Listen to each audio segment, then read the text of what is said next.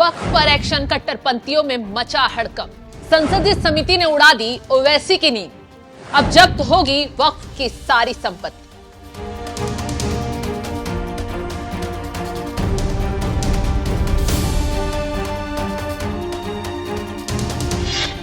नमस्कार, आप देख रहे हैं एनएमएफ न्यूज में आपके साथ शबनम। एक तरफ वक्फ संशोधन बिल आने से वक्फ बोर्ड इतना बौखलाया हुआ है कि किसी के भी घर, मकान, खेत खलियान, दुकान सब पर दावा ठोक रहा है, तो दूसरी तरफ सरकार लगातार हंटर चलाकर वक्फ बोर्ड के सारे कारनामों की हवा निकाल रही है।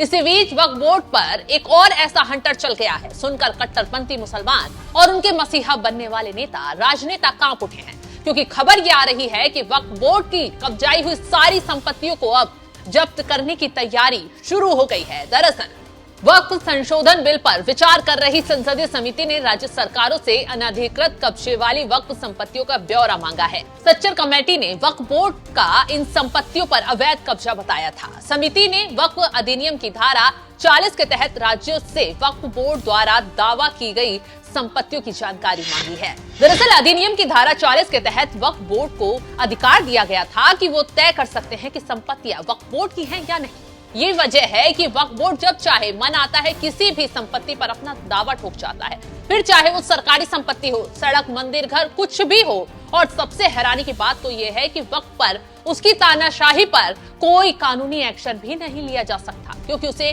कानूनी अधिकार ऐसे मिले हुए हैं। यही वजह है कि वक्फ की तानाशाही पर नकेल कसने के लिए, कांग्रेस के पाप का हिसाब करने के लिए मोदी सरकार संशोधन बिल लेकर आई, तो मौलानाओं के साथ साथ तमाम नेताओं को तकलीफ होने लगी। सबसे बड़ी बात तो ये है कि प्रस्तावित कानून मौजूदा कानून में कई अन्य बदलाव कर इस अधिकार को सीमित करने का प्रयास करता है। और इसी के तहत समिति ने वक्फ बोर्डों की संपत्ति का हिसाब किताब मांग लिया है। इसके साथ ही समिति ने राज्य सरकारों से उन मामलों की भी जानकारी मांगी है जहां सरकारी विभागों का संपत्ति के स्वामित्व या कब्जे को लेकर वक्फ बोर्ड के साथ कानूनी विवाद चल रहा है। बीजेपी सांसद जगदम्बिका पाल की अध्यक्षता वाली इस समिति को पता चला है कि 2005-6 में सच्चर समिति को दी गई रिपोर्ट में दिल्ली, राजस्थान, कर्नाटक, मध्य प्रदेश, उत्तर प्रदेश और ओडिशा में अनधिकृत कब्जे वाली वक्फ संपत्तियों की जानकारी दी गई थी। समिति ने इन राज्यों में मौजूद स्थिति का ब्यौरा मांगा था। बता दें कि 20 साल पहले 2005 में मुस्लिम समुदाय की सामाजिक, आर्थिक और शैक्षणिक स्थिति का अध्ययन करने के लिए तत्कालीन प्रसंग सरकार ने सच्चर समिति का गठन किया था। और हाल ही में लोकसभा में वक्फ संशोधन विधेयक पर विचार कर रही समिति का कार्यकाल बढ़ाने की मंजूरी दी गई थी। अब विधेयक पर चर्चा के लिए बनी समिति वक्फ बोर्ड के एक एक कारनामे का हिसाब किताब बारीकी से कर रही है। यही वजह है कि जब समिति के आगे एक्शन के लिए कदम उठाया, सबसे ज्यादा तकलीफ विपक्ष के नेताओं को, ओवैसी साहब को हुई है। यही वजह है कि वक्फ संशोधन समिति की बैठक में इन लोगों ने जमकर बवाल काटा है। बैठक में चर्चा कम, युद्ध की स्थिति सबसे ज्यादा देखने को मिली। टीएमसी सांसद ने तो बैठक में तोड़फोड़ तक भी मचा दी, जिससे उन्हें सस्पेंड कर दिया गया। और ओवैसी जमकर इस बिल को लेकर मोदी सरकार पर बरसते नजर आए। शुरू से ओवैसी ने इस बिल का जमकर विरोध किया और अभी तक इस बिल के विरोध में डटे हुए हैं। झूठा प्रोपेगेंडा बीजेपी, आरएसएस ये कर रही है पूरे देश में कि वक्फ प्रॉपर्टी जो है वो एक प्राइवेट प्रॉपर्टी है। बीजेपी इसको ऐसा बता रही है कि ये गवर्नमेंट प्रॉपर्टी है, तो ये एक प्राइवेट प्रॉपर्टी है, नंबर 1। दूसरा, एक झूठा प्रोपेगेंडा बीजेपी, आरएसएस और उनके अलाइज की तरफ से किया जा रहा है कि वक्फ बोर्ड के पास देश में 9,40,000 एकड़ जमीन है। ये एक अफवाह फैलाई जा रही है कि 9,40,000 है। कितने? 32 स्टेट वक्फ बोर्ड में। अगर आप तमिलनाडु, आंध्रा, तेलंगाना और ओडिशा के 13 हिंदू एंडोमेंट बोर्ड की प्रॉपर्टीज को ले लिए तो यहीं पर 10 लाख एकड़ जमीन हो जाती है। तो ये झूठा प्रोपेगेंडा किया जा रहा है कि आर्मी, रेलवेज के बाद वक्फ बोर्ड। भाई, आप तमिलनाडु, आंध्रा, तेलंगाना और ओडिशा में सिर्फ 13 प्रॉपर्टीज को कैग ने देखा। इन चारों को आप मिला लीजिए, 10 लाख एकड़ हो जाती है। पांचवी बात यह है कि ये जैसा हिंदू धर्म में प्रॉपर्टीज दान दी जाती है, वैसा ही मुस्लिम धर्म में ये दान दी गई प्रॉपर्टी है। अब उसमें गवर्नमेंट का इंटरफेरेंस क्यों हो रहा है? ये आर्टिकल 26 का वायलेशन है। आर्टिकल 26 में लिखा गया कि कोई भी रिलीजियस डिनोमिनेशन अपने मजहब पे भी चल सकता और अपने जो इमूवेबल मूवेबल प्रॉपर्टीज में उसको एडमिनिस्टर कर सकता।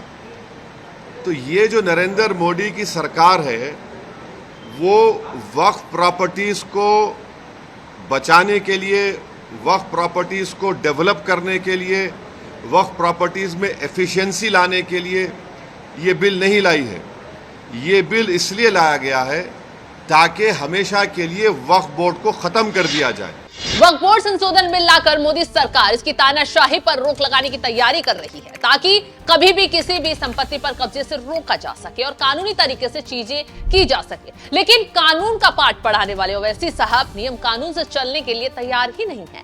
जब भी वक्फ बोर्ड पर कोई एक्शन के लिए कदम उठाया जा रहा है, सबसे ज्यादा तकलीफ ओवैसी साहब को ही हो रही है।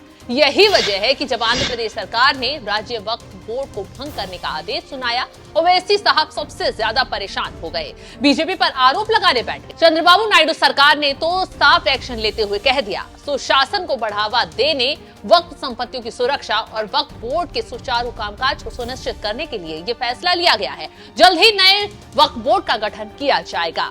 तो जिस तेजी से मोदी सरकार के साथ साथ राज्य सरकार वक्फ बोर्ड को लेकर कामकाज में जुट गई है, उससे साफ हो रहा है कि वक्फ बोर्ड ने जितनी भी अवैध संपत्तियां कब्जाई हैं, जितनी भी उसके पास खजाना है, उन सब की जांच पड़ताल की जाएगी और जो भी अवैध संपत्ति हैं उन्हें फिर कब्जे में लिया जाएगा।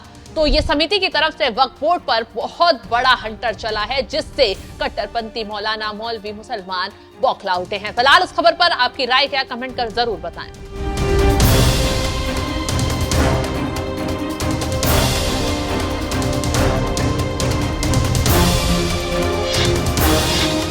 इसकी मिसाल आपके सामने दे रहा हूं। 1995 एक्ट में वक्फ बाय यूजर है, यानी कोई चीज के इस्तेमाल करने की वजह से वो प्रॉपर्टी वक्फ हो जाती है। सर, नमाज हो रही है एक जगह पर, यतीम खाना है, कब्रिस्तान है।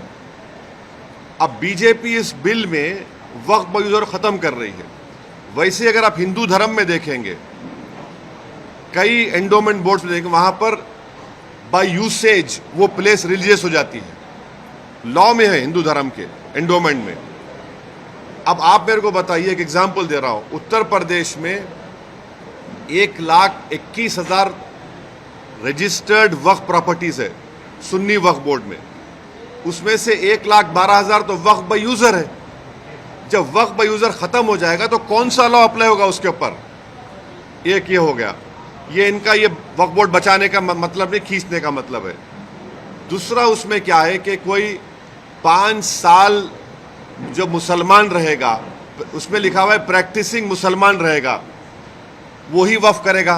अब प्रैक्टिसिंग मुसलमान का मतलब क्या है? क्या वो 5 वक्त की नमाज पढ़ने वाला होगा? क्या वो दाढ़ी होगी, सर पे टोपी होगी? क्या वो रातों में जाके मस्जिद में इबादत करेगा? क्या वो कुरान का हाफिज होगा? क्या उसकी वाइफ मुस्लिम होगी या नॉन मुस्लिम होगी? ये तुम कौन होते तय करने वाले? 5 साल प्रैक्टिसिंग मुस्लिम है ना, ये देख लो आप। अच्छा, कोई ऐसा लॉ हिंदू धर्म में नहीं है, कोई भी कभी भी दान दे सकता है। आप ये क्यों लेकर आए बताओ? आप कौन होते? मैं प्रैक्टिसिंग हूं नहीं हूं, मैं मुसलमान हूं। मेरे घर में झांक के देखेंगे नरेंद्र मोदी, या फिर 5 साल के बाद मोदी बोलेंगे आओ बेटा तुम मुसलमान सर्टिफिकेट लेकर जाओ।